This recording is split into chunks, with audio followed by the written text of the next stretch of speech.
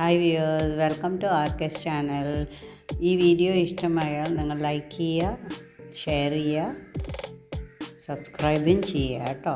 Okay, നിങ്ങളത് ചെയ്യുമ്പോഴേക്കും ഞാൻ വേഗം പോയി കുറച്ച് പുതിന ഇലയും കുറച്ച് നാരങ്ങയും പറിച്ചിട്ട് വരാം. നമുക്ക് ഈ വീഡിയോന് ആവശ്യമുള്ളതാണ്. ഓക്കെ, സോ എല്ലാവരും വേഗം ചെയ്തോളൂ. ഇതാ ഞാൻ നാരങ്ങ നമ്മുടെ വീട്ടിലത്തെ പറിച്ചുകൊണ്ടിരിക്കുകയാണ്. ഓക്കെ,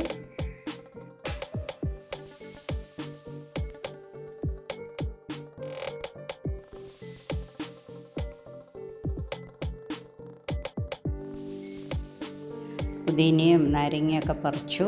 അതൊക്കെ നല്ലോണം കഴുകി വൃത്തിയാക്കി വെച്ചിട്ടുണ്ട് കേട്ടോ.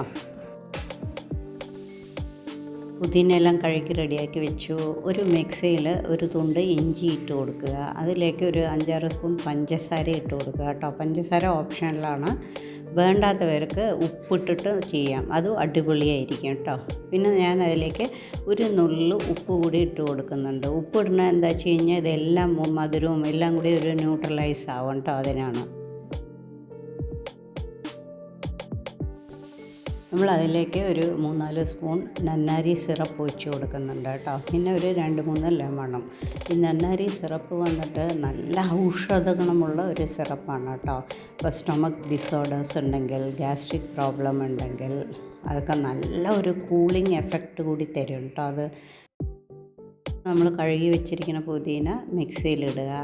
അതിലേക്ക് കുറച്ച് വെള്ളം ഒഴിച്ച് കൊടുക്കുക. അപ്പോൾ തണുപ്പ് വെള്ളമാണ് വേണ്ടതെങ്കിൽ അത് ഒഴിക്കുക കേട്ടോ. അത് ഓരോരുത്തരുടെ ചോയ്സാണ്. ഒരു പേസ്റ്റാക്കിയിട്ട് അതിനെ അരിക്കുക. എന്നിട്ട് ബാക്കി വെള്ളം കൂടി ഒഴിച്ച് കൊടുക്കുക കേട്ടോ.